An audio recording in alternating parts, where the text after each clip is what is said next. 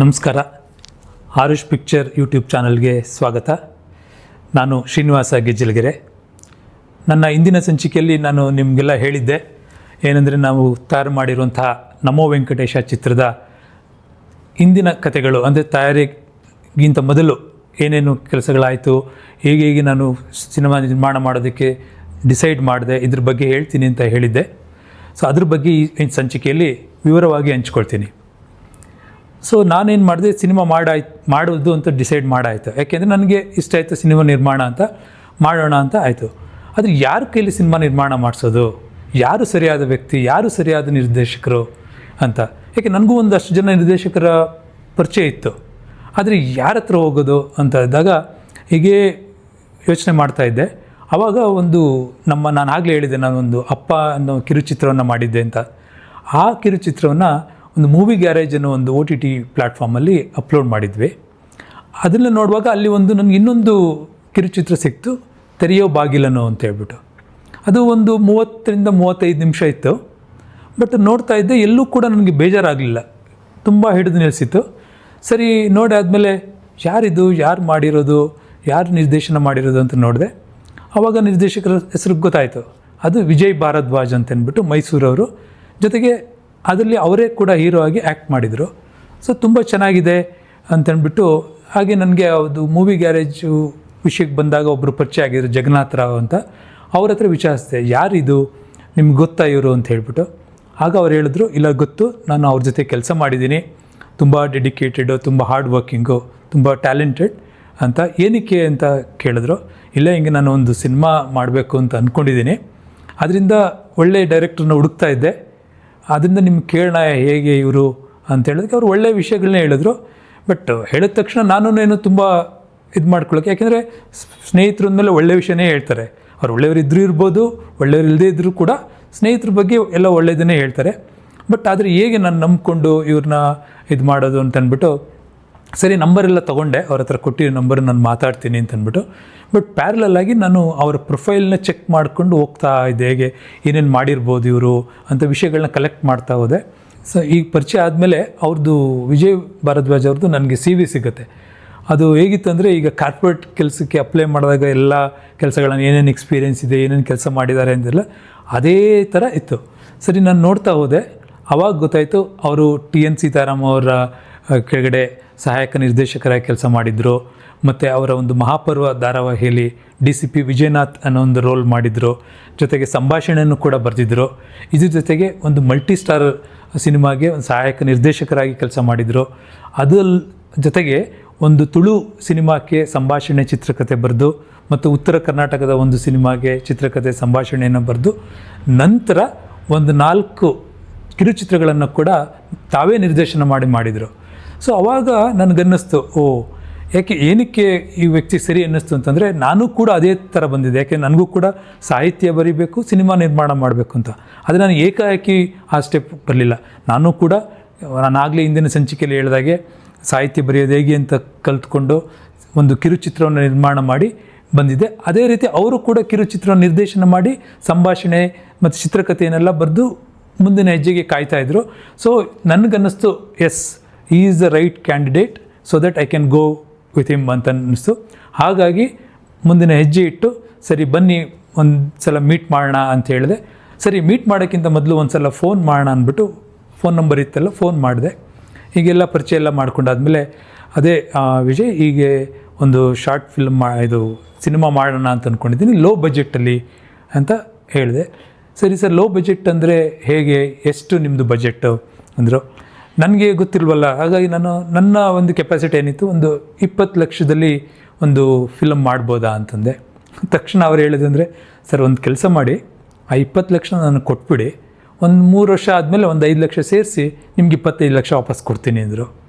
ನಾನು ಏನಕ್ಕೆ ಹಿಂಗೆ ಅಂತ ಇದ್ದಾರೆ, ಏನು ಈ ಥರ ಮಾತಾಡ್ತಾ ಇದ್ದಾರಲ್ಲ ಅಂತ ಅಂದ್ಕೊಂಡು ಕೇಳಿದೆ ಅವ್ರನ್ನ, ಏನಕ್ಕೆ ಹೀಗೆ ಹೇಳ್ತಾ ಇದ್ದಾರೆ ಅಂತ.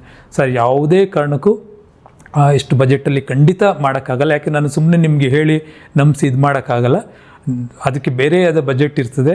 ಸೊ ದಯವಿಟ್ಟು ನಾವು ಒಂದು ಸಲ ಬೇಕಾದ್ರೆ ಕೂತ್ಕೊಂಡು ಮಾತಾಡೋಣ, ಹೇಳ್ತೀನಿ ಅಂತ ಅಂದರು. ಸರಿ, ಆವಾಗ ನನಗೆ ಸ್ವಲ್ಪ ವ್ಯಕ್ತಿ ಅವರ ಇದನ್ನು ಕೊಡಿದ್ದೆ, ಎಕ್ಸ್ಪೀರಿಯೆನ್ಸ್ ನೋಡಿದ್ದೆ, ಮಾತಾಡೋ ಸ್ಟ್ರೈಟ್ ಫಾರ್ವರ್ಡ್ ಆಗಿ ಏನು ಹೇಳಿದ್ರು ಇರೋ ವಿಷಯನ, ಪರವಾಗಿಲ್ಲ ನಂಬೋದು. ಯಾಕೆಂದರೆ ಬೇರೆಯವರು ಆಯಿತು ಮಾಡೋಣ ಅಂತಲೂ ಹೇಳ್ಬೋಯಿತ್ತು ಅವ್ರು ಬೇಕಾದರೆ, ಯಾಕೆಂದರೆ ಅವರು ನಿರ್ಮಾಣ ಮಾಡಬೇಕು ಅಂತಂದ್ರೆ ಸ್ಟ್ರೈಟಾಗಿ ಹೇಳ್ಬೋಯ್ತು, ಆಯ್ತು ಸರ್ ಖಂಡಿತ ಮಾಡ್ಬೋದು ಅಂತ. ಬಟ್ ಹಾಗೆ ಹೇಳಲಿಲ್ಲ. ಸರಿ ಓಕೆ ಮೀಟ್ ಮಾಡೋಣ ಅಂತ ಹೇಳ್ಬಿಟ್ಟು ಒಂದು ದಿವಸ ಬರೋಕ್ಕೆ ಹೇಳಿದ್ರು. ಅವರು ಬಂದರು ಬೆಂಗಳೂರಿಗೆ, ನಾನು ಹೋಗಿ ಇಬ್ಬರು ಮೀಟ್ ಮಾಡಿದ್ವಿ. ಆವಾಗ ಕೇಳಿದಾಗ ಸರ್ ಹೇಳಿದ್ರು, ಸರ್ 20 ಲಕ್ಷ ಇಲ್ಲ, ಬಟ್ ಲೋ ಬಜೆಟಲ್ಲೇ ಮಾಡಬೇಕು ಅಂದರೆ ಒಂದು ರೊಮ್ಯಾಂಟಿಕ್ ಕಾಮಿಡಿ ಒಂದು ಕತೆ ಇದೆ, ನೀವು ಕೇಳ್ತೀನಿ ಅಂದರೆ ನಾನು ಹೇಳ್ತೀನಿ ಅಂದರು. ಬಟ್ ಅದಕ್ಕೆ ಇನ್ನೊಂದು ಹೇಳಿದ್ರು, ಆದರೆ ಕತೆ ಹೇಳಿದ್ಮೇಲೆ ನೀವು ನನಗೆ ಅಡ್ವಾನ್ಸ್ ಕೊಟ್ಟರೆ ನಾನು ಹೇಳ್ತೀನಿ ಕೊಡೋದಾದರೆ, ಮತ್ತು ಕೆಲಸ ಶುರು ಮಾಡಬೇಕು ಅಂದರೆ ಅಡ್ವಾನ್ಸ್ ಕೊಟ್ಟರೆ ಮಾತ್ರ ಮಾಡ್ತೀನಿ ಅಂತ. ನಾನು ಏನಕ್ಕೆ ಹಿಂಗೆ ಹೇಳ್ತಾ ಇದ್ದಾರಲ್ಲ ಅಂದೆ. ಅವಾಗ ಹೇಳಿದ್ರು, ಸರ್ ಇಲ್ಲ, ಅವ್ರಿಗೇನಾಗಿದೆ ಅಂತಂದರೆ ಅವ್ರ ಹತ್ರ ಸುಮಾರು ಜನ ಮೊದಲು ಸುಮಾರು ಕರೆದು ಕಥೆಯೆಲ್ಲ ಕೇಳಿ ಕೆಲಸ ಮಾಡಿ ತೊಗೊಬನ್ನಿ ಅಂತೆಲ್ಲ ಹೇಳಿ ಒಂದು ಸ್ವಲ್ಪನೂ ದುಡ್ಡು ಕೊಟ್ಟಿರಲ್ವಂತೆ. ಸೊ ಅವ್ರಿಗೆ ಅದು ಆ ಫ್ರಸ್ಟ್ರೇಷನ್ ಇತ್ತೋ ಅಥವಾ ನನ್ನ ಮೇಲೆ ನಂಬಿಕೆ ಇರಲಿಲ್ವೋ, ಅದು ತಪ್ಪು ಅಂತ ಹೇಳೋಕ್ಕಲ್ಲ. ಯಾಕೆಂದರೆ ಒಂದು ನಮ್ಮ ಭಾಷೆಯಲ್ಲಿ ಹೇಳಿದ್ರೆ ಅವರು ತುಂಬ ಸೈಕಲ್ ಹೊಡ್ಕೊಂಡು ಬಂದಿದ್ದಾರೆ, ಅದು ಅರ್ಥ ಆಗುತ್ತೆ ನನಗೆ. ನಾನು ಆಯಿತು, ಯಾಕೆಂದರೆ ಅಷ್ಟರೊಳಗಡೆ ಸ್ವಲ್ಪ ಈ ವ್ಯಕ್ತಿ ಜನೇನ್ ಅಂತ ಅನಿಸಿದ್ರಿಂದ ಸರಿ ಆಯಿತು ಹೇಳಿ ಅಂತ ಹೇಳಿದೆ. ಒಂದು 3-4 ಲೈನಲ್ಲಿ ಹೇಳಿದ್ರು ಕಥೆನ, ತುಂಬ ಇಷ್ಟ ಆಯಿತು. ಸರಿ ಆಯಿತು ಸರ್ ಮಾಡೋಣ ವಿಜಯ್, ಕಂಟಿನ್ಯೂ ಮಾಡಿ.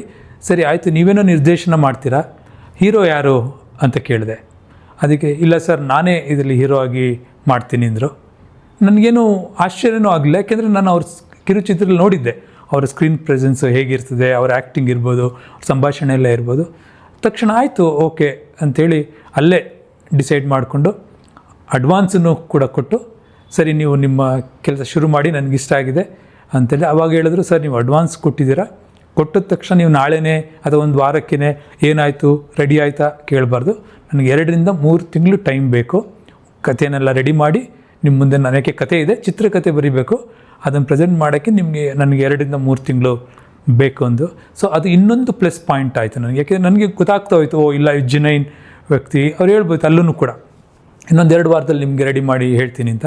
ಇಲ್ಲ, ಈ ಟುಕ್ ಟೈಮ್ ಎಷ್ಟು ಬೇಕು ಅಂತ ಹೇಳ್ಬಿಟ್ಟು ತೊಗೊಂಡು ಎಲ್ಲ ರೆಡಿ ಮಾಡಿ ಅವ್ರು ಏನು ಹೇಳಿದ್ರು ಅದಕ್ಕಿಂತ ಮೊದಲೇ ರೆಡಿಯಾಗಿದೆ ಸರ್ ಚಿತ್ರಕಥೆ, ನಾವೆಲ್ಲ ಕೂತ್ಕೊಂಡು ಹೇಳೋಣ ಮಾತಾಡೋಣ ಅಂತ ಹೇಳಿದ್ರು.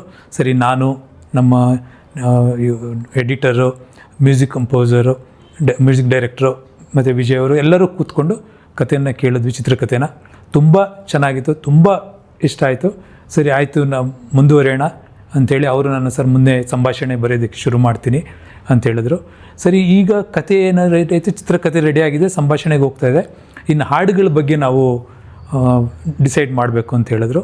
ಆಗ ನನಗೆ ಸ್ವಲ್ಪ ಖುಷಿ ಆಯಿತು, ಯಾಕೆಂದರೆ ನಾನು ಅವಾಗಲಿಂದ ಕಾಯ್ತಾ ಇದ್ದೆ ಹಾಡು ಬರೀಬೇಕು, ನಿಮಗೆ ಹೋದ ಸಂಚಿಕೆಯಲ್ಲಿ ಹೇಳಿದಾಗೆ ಸಾಹಿತ್ಯ ಬರೆಯೋದು, ಅದಕ್ಕೂ ಸಿನಿಮಾಗೆ ಸಾಹಿತ್ಯ ಬರೀಬೇಕು ಅಂತ ತುಂಬ ಆಸೆ ಇತ್ತು. ಸರಿ ಆವಾಗ ಹೇಳಿದೆ ಅವ್ರಿಗೆ, ಹೀಗೆ ನಾನು ಈ ಥರ ಇಷ್ಟ ಇದೆ, ನಾನೇ ಪ್ರಯತ್ನ ಮಾಡ್ತೀನಿ ಅಂತ. ಸರಿ ಆಯಿತು ಅಂತ ಹೇಳ್ಬಿಟ್ಟು ಅವರು ಸೀಕ್ವೆನ್ಸ್ಗಳನ್ನ ಹೇಳಿದ್ರು, ಎಲ್ಲೆಲ್ಲಿ ಹಾಡು ಬರಬೇಕಾಗುತ್ತೆ ಅಂತ. ಸೊ ಅದರಲ್ಲಿ 2 ಹಾಡನ್ನು ನಾನು ಬರೆದಿದ್ದೇನೆ. ಒಂದು ಡ್ಯೂಯೆಟ್ ಸಾಂಗು, ಅದನ್ನು ಕಂಪ್ಲೀಟ್ ಮಾಡಿದೆ. ನೆಕ್ಸ್ಟ್ ಇನ್ನೊಂದು ಫಾಸ್ಟ್ ಸಾಂಗ್ ಬರೀಬೇಕಿತ್ತು. ಆ ಫಾಸ್ಟ್ ಸಾಂಗ್ಗೆ ಒಂದು ಸಿಗ್ನೇಚರ್ ಲೈನ್ ಬೇಕಿತ್ತು. ಸರಿ ನಾನು ತುಂಬ ಟ್ರೈ ಮಾಡಿದೆ, ಯೋಚನೆ ಮಾಡಿದೆ, ಉಳಿದಿಲ್ಲ. ಸರಿ ಈಗ ಆವಾಗ ವಿಜಯ್ ಅವ್ರ ಹತ್ರ ಮಾತಾಡುವಾಗ ಹೀಗೆ ಅವ್ರು ಹೇಳಿದ್ರು, ಸರ್ ನನ್ನ ಹತ್ರ ಒಂದು ಲೈನ್ ಇದೆ ನೋಡಿ, ಅದೇನಾದರೂ ಹೆಲ್ಪ್ ಆಗುತ್ತಾ, ಅದು ಬರೆಯೋಕ್ಕಾಗುತ್ತಾ ಅಂತಂದ್ಬಿಟ್ಟು ಯೂಸ್ ಮಾಡಿಕೊಂಡು ಆ ಫಾಸ್ಟ್ ಸಾಂಗ್ನ ಬರೆಯೋಕ್ಕಾಗತ್ತಾ ಅಂತ.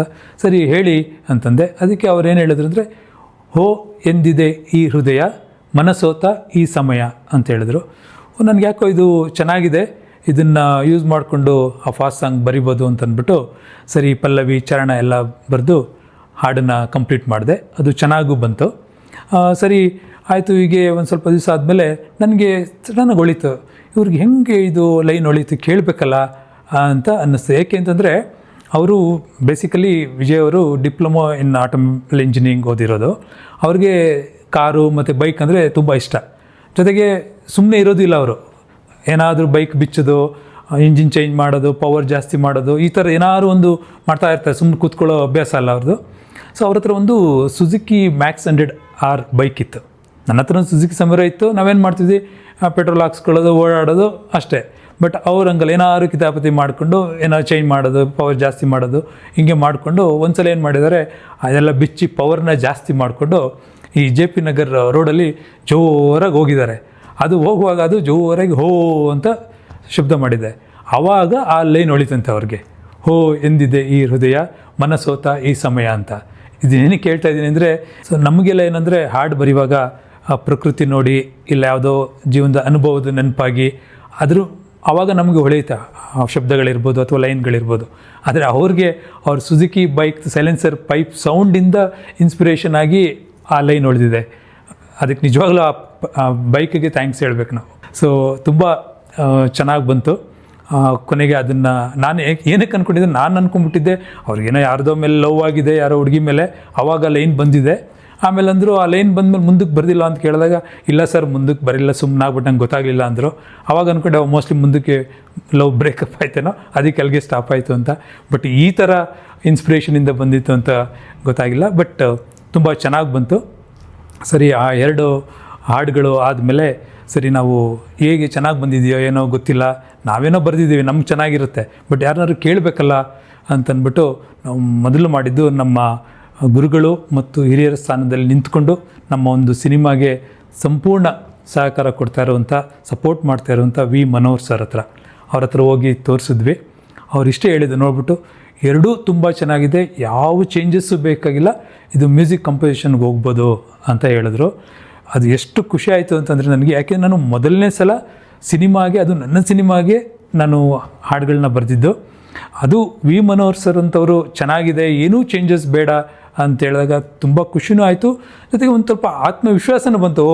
ಮುಂದಿನ ದಿನಗಳಲ್ಲಿ ನಾನು ಹಾಡುಗಳನ್ನ ಬರಿಬೋದು, ಕಂಟಿನ್ಯೂ ಮಾಡ್ಬೋದು ಅನ್ನೋ ಒಂದು ಆತ್ಮವಿಶ್ವಾಸನೂ ಬಂತು. ಸರಿ, ಅದನ್ನು ನಮ್ಮ ಮ್ಯೂಸಿಕ್ ಡೈರೆಕ್ಟರ್ ಆದಂಥ ಶರತ್ ಹಾರೋಣ ಅವ್ರಿಗೆ ಕೊಟ್ವಿ. ಅವರು ಕಂಪೋಸಿಂಗ್ ಶುರು ಮಾಡಿಕೊಂಡ್ರು. ಈ ಕಡೆ ವಿಜಯ್ ಅವರು ಆ ಚಿತ್ರಕಥೆ ರೆಡಿ ಆಗಿತ್ತಲ್ಲ, ಅದಕ್ಕೆ ಸಂಭಾಷಣೆಯನ್ನು ಬರೆದು ಅದನ್ನು ರೆಡಿ ಮಾಡ್ಕೊಂಡು ಬಂದರು. ಮುಂದೆ ನಾವು ಎಲ್ಲ ಸಂಭಾಷಣೆ ಇರುವಂಥ ಒಂದು ಕಥೆಯನ್ನು ಕೇಳೋದಕ್ಕೆ ಕೂತ್ಕೊಂಡ್ವಿ. ಅದು ಯಾರ್ಯಾರು ಕೂತ್ಕೊಂಡ್ವಿ, ಅದು ಮುಂದೆ ಏನಾಯಿತು ಅನ್ನೋದನ್ನು ಮುಂದಿನ ಸಂಚಿಕೆಯಲ್ಲಿ ಮತ್ತೆ ತಪಸ್ಯ ಮೀಡಿಯಾದ ಜೊತೆ ಬಂದು ಹಂಚ್ಕೊಳ್ತೀನಿ. ದಯಮಾಡಿ ನಮ್ಮ ಒಂದು ಆರುಷ್ ಪಿಕ್ಚರ್ ಯೂಟ್ಯೂಬ್ ಚಾನಲ್ಗೆ ಸಬ್ಸ್ಕ್ರೈಬ್ ಆಗಿ. ನಮಸ್ಕಾರ.